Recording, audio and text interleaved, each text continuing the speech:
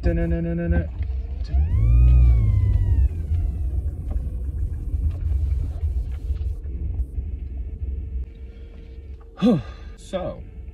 I'm a trans woman that's not feminine.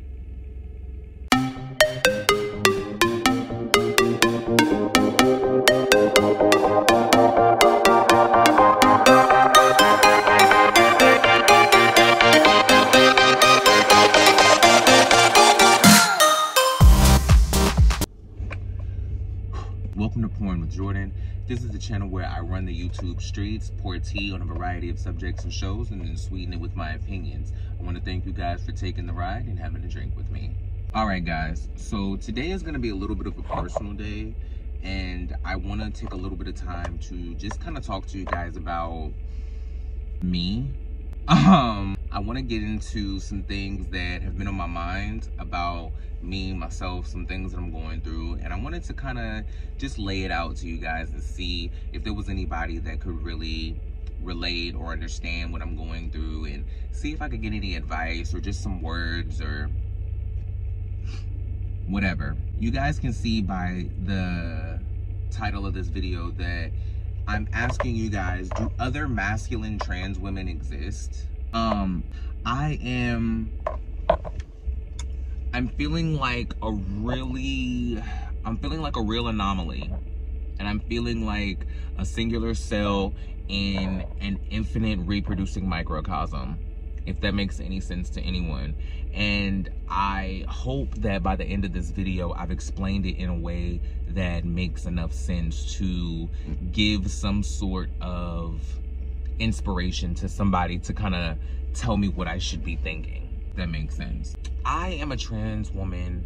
I only identify as a woman. I only use she, her pronouns. That is the only way that I feel comfortable identifying. I've been transitioning now for over 1 year. I'm officially into year 2, and I am completely comfortable with my decision. There's no going back. I don't have any regrets. Transitioning, all of those things are the things.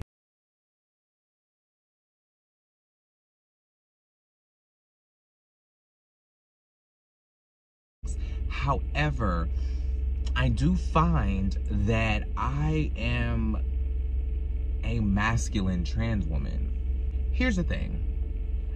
The question that I always pose to myself is the fact that I'm a tomboy and the fact that I did not transition into hyper femininity when I transitioned into hormone replacement therapy. I wanted to know if that challenged the validity of my womanhood, right? And I know that probably sounds crazy to most, because to cis people, I'm sure that there's cis people out there who are going to be like, well, there are tomboys, there are studs, there are this, there are that. And just because you're masculine and you identify as a woman doesn't necessarily mean that you're trans masculine, or that, you know, you're not, that you don't identify as a woman. I get all of that, but feeling like a woman who is more comfortable leaning into her masculinity is one thing, but being a woman who feels more comfortable leaning into her masculinity, who's a transgender woman, it adds this other layer of confusion for me, and I've seen for other people, that I don't necessarily know how to reconcile. Do you know what I mean? Let me kind of go back a little bit and bring you guys up to how I got to this point of even being like a masculine trans woman, right? I had to develop my own brand of masculinity growing up, because I grew up being a little gay boy, right? And for me, it was hard because I grew up in the South. So I had a father that questioned everything I did, every step that I made. Why am I switching? Why am I talking like that? Why do I move like this? Why do I like this? Why don't I like this? And then you go to school and all the little boys are calling you this, that, and the third, and all the girls point and laugh and all of those things, blah, blah, blah, blah, blah. Mind you, it's not as dramatic and, you know, all-consuming as I'm making it sound with this blanket, you know, this blanket depiction of what I'm saying. But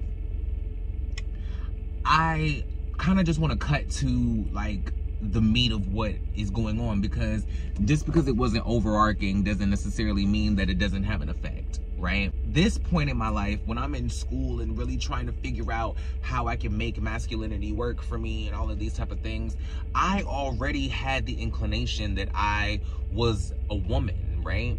I was just under the impression at the time that I was intersex versus transgender. At 8 years old, I recognized that me as a girl had different genitalia than other girls that I was around, right?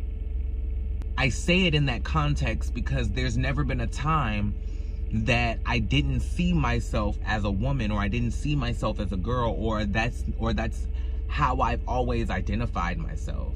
Do you know what I mean? I've always said that there's never been a time where I wasn't attracted to men.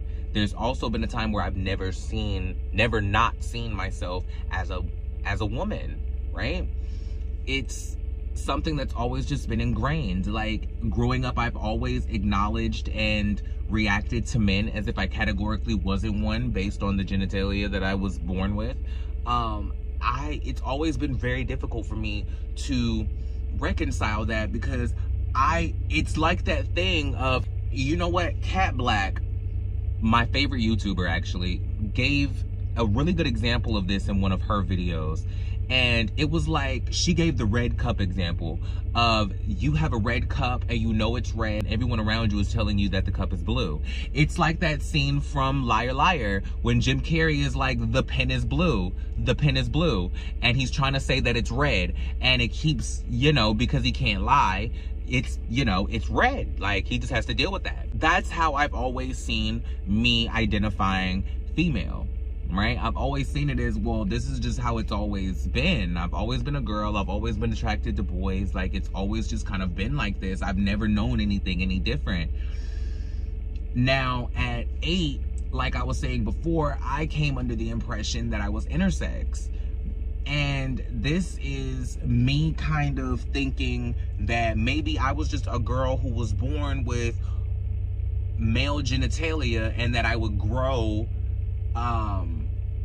correlating breasts during puberty. I'm 8 years old. Please excuse my ignorance. At 14, 15, when I really started to hit puberty and this stuff didn't happen for me, the wave of dysphoria, the wave of depression, that was like my first wave of bodily dysphoria and my second wave of depression. Yeah, it suddenly became really hard to look at myself in the mirror. It became really hard to be comfortable with myself. Like, that was when me really feeling uncomfortable in my own body started, because I had to live with the fact and I had to accept that I was not an intersex woman. I was just a male who was born with a female in their body, or I was a female born inside of a male body, and that is just, my anatomy is just wrong in certain ways. In reflection now, only in certain ways. We'll talk about that later. So in me trying to accept that I'm a boy, I had to figure out how I was going to develop my own sort of masculinity, right?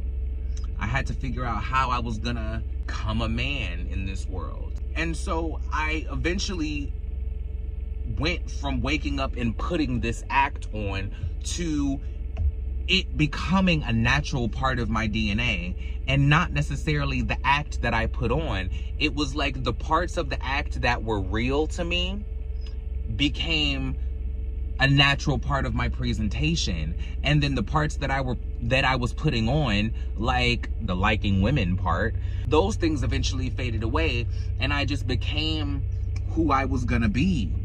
So once I kind of was figuring it out, it took me a while to figure that out, and while I was figuring that out, I learned and realized that I was a trans woman about 15, and I was kind of reconciling all of that. The reason why I did not jump from trying to figure out how to be a man in this world to trying to figure out how I was going to transition at 15 was because I didn't know any trans women that I related to. Let me break that down. Because I grew up as a woman who saw themselves as intersex, I never developed dysmorphia for my male genitalia, right?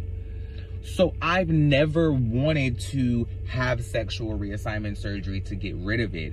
My imbalance was I did not have breast or a more feminine presentation to balance that. Does that make sense? Like, me showing up predominantly male in the world is what gave me my dysphoria. It wasn't the fact that I necessarily had a penis, the fact that people looked at me and I read male.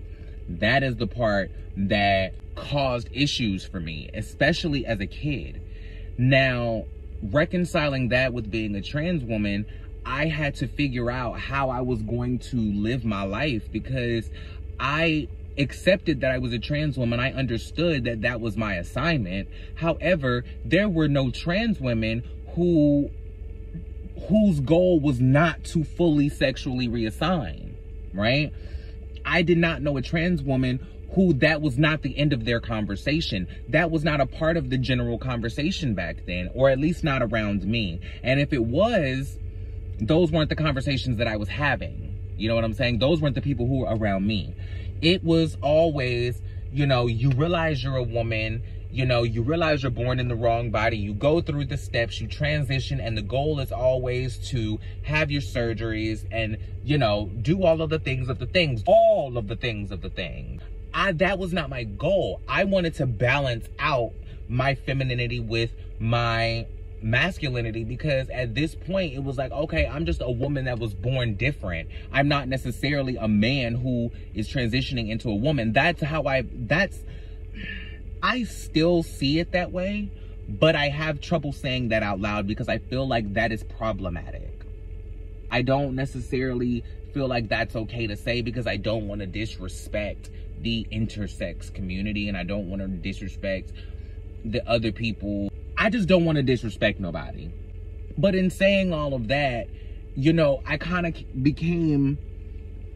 I found a way to live and function as a gay man, right? From the ages of like 15 to around the ages of like 25, 26, 27, I was finding my own way of like going through this world as a man and having my own brand of masculinity, right? Now, when it came to my transition, I've only been transitioning for a year, right? So part of me thought that I was going to start taking hormones and my femininity was going to drop out of the sky. And I'm sure that sounds crazy. I'm sure that sounds completely loco, but I'm just being honest. I really thought that my femininity was just going to fall out of the sky. And because I was on hormones, my brain was going to realign to different things and it was going to develop me to have different likes and different thises and thats and all of those things. So I say all of that to say that I took the first year of my transition to really experiment with my womanhood, and I really took the time to try to figure out exactly what I could be as a woman publicly. Because for 2 years pre-transition, I had been socially transitioning in private. And, you know, when I was to myself, I would do the Caitlyn Jenner thing of dressing in private and, you know, going to stores completely by myself where no one knew me or where people wouldn't recognize me. I would go to stores dressed in basically drag. And, you know, me having an entire drag career was the beginning of me being able to see myself actually transitioning. You know, there were a lot of things that held me back from actually making the moves, outside of the fact that I didn't realize that there was a conversation about trans women living happily as themselves without having sexual reassignment surgery. I didn't realize that that conversation was happening back then. And also, I am really insecure. Like, I'm just gonna be real about it. I never thought that... Here's the thing. I was insecure living as a boy, but I knew that I had this built-in comfortability because I was found attractive, whether I found myself attractive or not. There were people who found me attractive, wanted to date me, blah, blah, blah, blah, blah. I was, you know, that's a whole nother thing and a whole nother life. I was scared to make the leap because it's the same thing when people ask me, why didn't I try drag sooner? I didn't think I would be a beautiful woman, point blank. I just thought that I just didn't date, there was a lot of things that I had to unlearn. There was a lot of things that I had to unlearn. There was a lot of self-work that I had to do. There was a lot of comfortability that I had to develop with myself. And I had to build my self-esteem up. You know what I'm saying? These, you know, a part of it is the environment that we were in and the time period that we were in, because at that time, I did have a very stereotypical, patriarchal, binary view on how society would see me. I didn't think I would be able to pass, is really what I'm trying to say. So if you're not gonna pass, what's the point of transitioning? That's what the girls basically lead you to believe back in the day. You know, when I was growing up, it was you transition to pass, you transition to go into stealth, you transition so, you know, nobody knows. And so nobody can tell. There was no standing in your transness back in the day. There was none of that.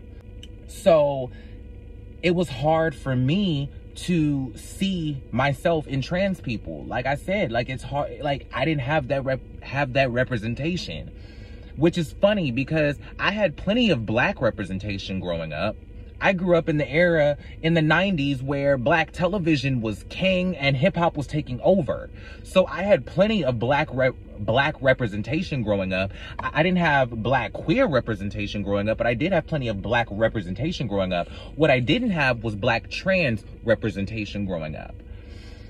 So I didn't know that any of these things were possible, and I was raised to just have very limited views on what my possibilities were. And that came back into play for me during this last year of my transition. Like I said, 2 years before I ever took one hormone pill, I was transitioning in private and I thought that I had it all figured out. When I came out and I started transitioning and I said, I'm living as a woman full time and it's public and I'm doing it and that's what it is, I thought that I had it figured out. When I started taking hormones, it made me want to explore womanhood. It made me want to be a woman in public. Like, I had tried all these things in private. I had done all these things in private, but I was, you know, it just, you think you know something until you have the opportunity to do it with no drawback or pushback, or, you know what I mean? Like, yeah. I tried all different types of feminine things, from nails to different types of hair to this and that, and it all kind of was fun to try out and do all of those things. But eventually it did kind of become blatantly clear to me that I am still the same person. I'm the same person. I'm just living as the person that I've always been publicly. And I think that that's almost what makes my understanding of my transition different, is that most of the time when you hear trans people talk about their transitions, once they become the woman that they want to be, or the man, excuse me, if we're talking about transgender men, once they become the person that they want to transition into, the old them is dead. That's why it's called a dead name, right? So it becomes a little difficult with me because I don't necessarily see my dead self as a dead person. I see it just as a former iteration of me. It's kind of like the caterpillar before the butterfly. It's been hard because my understandings of my transition have been a little contrary to stereotypical understandings. So it's hard for me to make other people understand my transition when my transition is hard for me to understand because it's different than everyone else. Like, I don't know any other trans women that are tomboys. I don't know any other trans women that aren't hyper feminine. I don't know any other trans women who are like me. You know, I always say when I talk about my transition that I compare myself more to a Lena Waithe than a Laverne Cox, right? And then I always make the joke that Lena Waithe is not a trans woman, but I'm not a lesbian either, so we're even. For me, it makes complete sense because there are masculine women on the earth. Plus, my understanding of masculinity and femininity has always been registered in the opposite genders anyway. It's less me not understanding, it's me reconciling my own understanding with me not understanding society's, or me not understanding how to reconcile that with society's view on my experiences, right? What I mean by that is that when I was growing up, I registered masculinity in people like Grace Jones. I registered masculinity in people like Queen Latifah in the movie Set It Off. I registered masculinity in hard women. You know what I'm saying? For some reason, that was the type of masculine that I always wanted to be. That was the masculine that I related to. That was the masculine that made sense to me. And then when it came to femininity, I always registered femininity in people like Sylvester, Prince, people like that. Like, those are my icons because they showed me femininity and masculinity in ways that registered correctly in my mind. I understood seeing Prince in high heels. That made perfect sense to me. I understood seeing Queen Latifah in some baggy jeans, a wife beater, and some straight back cornrows. That made sense to me. I can't understand the psychology of that, but I'm just being honest. Do you know what I mean? That ended up manifesting itself in my actual presentation.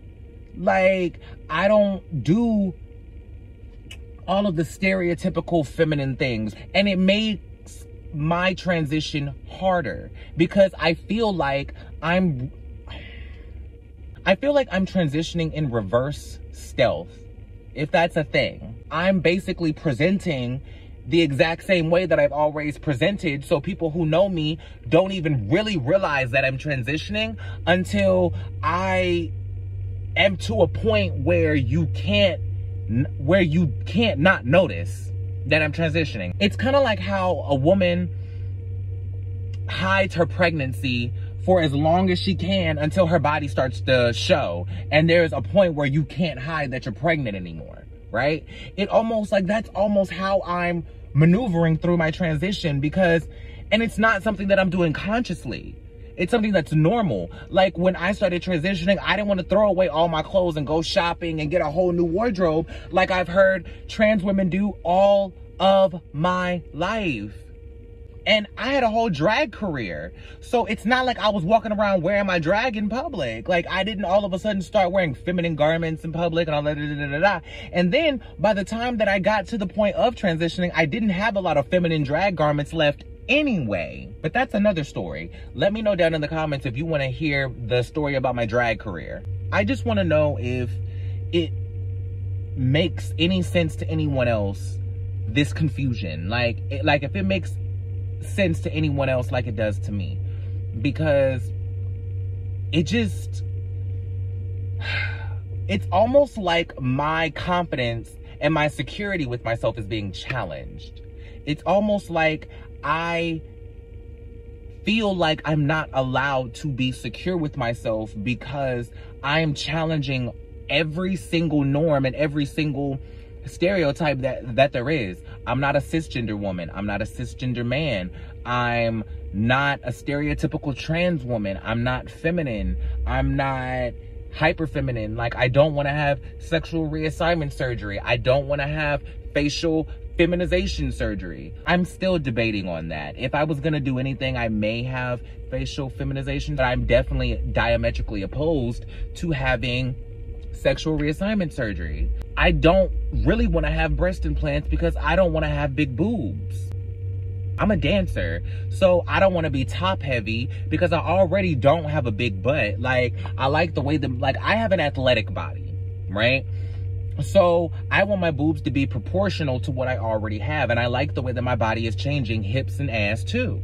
So I want to just grow breasts that are congruent with the growth of my hips and my butt.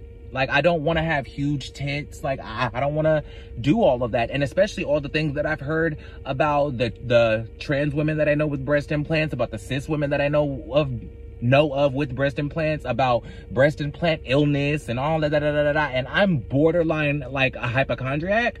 I am not gonna, like, I would just be too aware that 2 bags are sitting on my chest, and I sleep on my stomach. I already don't get a lot of sleep. No, ma'am. We're not doing any of those things, and we're not having any of those shenanigans. We aren't playing those games, and we're not seeing that movie either. I don't know. It almost, going back to that reverse stealth thing, it almost makes me feel like I'm transitioning as a gay man until my body just looks undeniably different, and you just see boobs, and you just see that, you know, I have hips and ass now, and my face looks completely different. Well, not completely different, because hormones aren't gonna change your face completely. Let me break that myth for anybody watching this video who may want to transition, is transitioning, is thinking about transitioning, has a family member who wants to transition, etc. Hormones are not going to change like your bone structure or like change the way that your face looks per se. It may influence a more feminine look because fat is going to distribute differently in parts of your body, like your face, like your hips, like your butt, like your thighs, is that in the third. But what it does, it's not going to completely change who you are. How, like, that doesn't even make sense, because how, like, that's a whole nother topic, but I just did want to, like, break that myth just in case anybody thought that, like, they were just going to become a completely different person on hormones. You're not. I think I look the exact same as I did in the days and the weeks leading up to me beginning hormone therapy. The people around me, like my sister and my brother and, you know, people like that, they're all telling me, bitch, you do look different. Like, your face looks different. You look more feminine. Your body is changing. Like, we see all of these things happening. I see little things, like I see my breast starting to develop. I see my little mosquito bites, you know, we see all of that. I see the shape of my body starting to change. I see now that my hips are starting to look a little more wavy. I see that my butt is starting to, you know, do the thing. Like, I see that it's happening. But I guess for me, it's kind of like I said on Adam's channel when I was like, I'll probably get 1,000 subscribers in 5 years. I set the bar so low for myself, and I set no expectation for myself to avoid getting disappointed, if that makes sense. With that, it also allows room for me to embrace my androgyny and embrace that I don't want to box myself into looking 100% feminine or 100% masculine. I do want to look 100% genderless. However, with that, I don't want to be considered non-binary or agender. I do fit a lot of non-binary profiles though. Like, if you were to write my stereotypical attributes or my characteristics on paper, I would fit a non-binary or an agender description 100%. The difference is, as androgynous as I may be, as non-binary as I may come off, I only feel comfortable using she and her pronouns. I only feel comfortable identifying as a woman. So it's hard for me to lean into that when I know how I identify. I can recognize and embrace the fact that I'm androgynous. I love that. I love, like I said, Grace Jones, y'all can't see that, but, and Prince are my icons for a reason, because they showed me how to embrace all sides of myself in the way that I understood. Like I used to say when I first started transitioning, I'm pretty sure that I'm always going to show up in this world as a feminine man or a masculine woman. That's how everybody is going to recognize me, no matter who meets me on the planet Earth. And the crazy part about that is I give the exact same energy. Like I told you before, my personality didn't change when I started transitioning. Like, I tried to explore my interests, but the way that I acted didn't change. The way that I talked didn't change. Like, that's also another reason why I didn't think, well, that's another subject.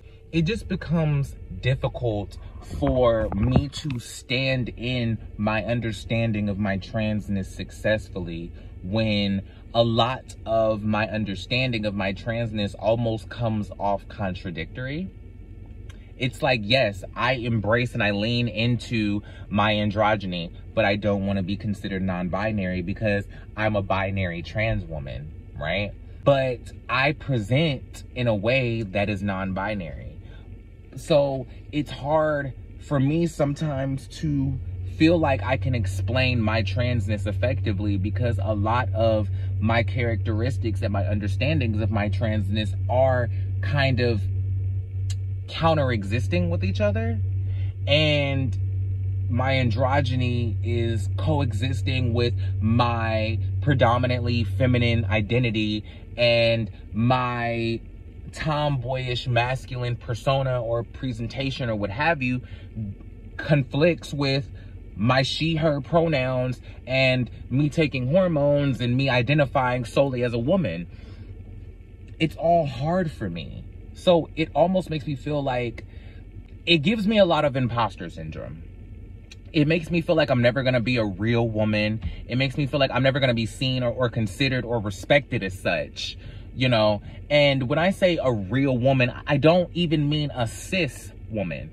I don't even mean that. I think when I say a real woman, I mean someone who is just seen as a woman from the jump, and your androgyny or your tomboyishness doesn't negate the fact that you're seen as a woman, right? It just, I don't know who I need to create understanding with. Like, I don't know if I need to create an understanding within myself that that's just how society is and that's what we're gonna get, or that's what I'm gonna get. And so I just need to continue to be myself and just keep continuing to do me and just live and let what have you. Or do I need to try to create an acceptance in society to see all the different variants of trans people? Because society still hasn't seen really all the variants of Black people. So I almost wonder, is that fight going to even, is that even worth, like, it's worth it, that I will say. But do I want to take that on is really what I'm trying to say. It's just, it's a lot. It's a lot. Like, the same energy that people consider feminine as a man on me, they consider masculine on me as a woman. They see me identify as a woman and all of a sudden they think I'm this tomboy or this stud or this, that, and the third, because they see me in the sports bra, but they also see me in the, you know, basketball shorts or, you know, the big t-shirt and, you know, So it becomes difficult. It just becomes difficult. Let me know if this makes sense to any of you guys. Let me know if you have any advice for me. Let me know if you know of any masculine trans women. I do know feminine trans men. You know what I'm saying? That's kind of why I didn't even bother to cover that in this video, because I do know feminine trans men. It's not a topic. And if there are feminine trans men who experience what I'm about to say, drop down in the comments and let me know, because I do want to talk about it. I don't really see feminine trans men getting the same pushback or lack of understanding that me as a masculine trans woman gets. I don't know if it has anything to do with me being Black, and Black women are always considered to be masculine anyway. So me being a Black woman on top of me being a Black trans woman, that's just gonna increase the level of masculinity that they're gonna put onto my name.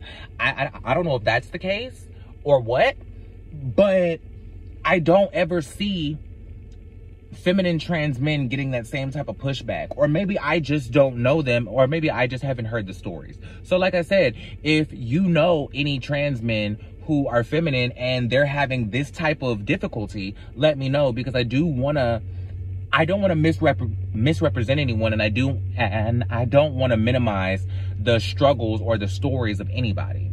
Do you know what I mean? So drop down in the comments and let me know. Thanks.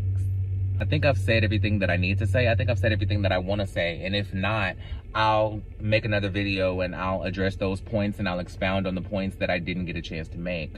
So I appreciate you guys for coming over here, checking out my channel, sitting with me in the YouTube parking lot while I, you know, run these streets, pour tea on a variety of subjects and shows, and sweeten it with my opinions. I hope y'all got a real sweet cup today. And like I said, man, I appreciate you all. So like, share, subscribe, follow, comment. I don't really care about social media. Follow me here. Like, that's really where I care about you guys. Care about you guys coming. Follow me here. That's really the most important. If you do want to follow me on social media, follow me on Twitter, because I don't think I'm going to make another Instagram. I really don't care. Facebook, I have a Facebook account, but follow me on Twitter if you want to follow me on Twitter. Poor Jordan, POURJORDEN. But this is where I'd rather you be. If you're gonna follow me here. So like, share, subscribe. Make sure you guys follow Up and Adam, Down with Jason, the Kimpire. Make sure you follow all the other people who are coming out with channels from Hot Messy Topics. Judgy Justice, I think Philly Diva is coming out with a channel. Firefay Jesse. Make sure you guys hit up all the people who are doing channels from Hot Messy Topics as well. Thank you guys so much for coming over. Make sure you catch me and the guys over there, whether I'm there or not. Thank you so much, man. I'll holler at y'all later. Peace. Get in this house. Let me see if my chicken is still in there. I'm hungry.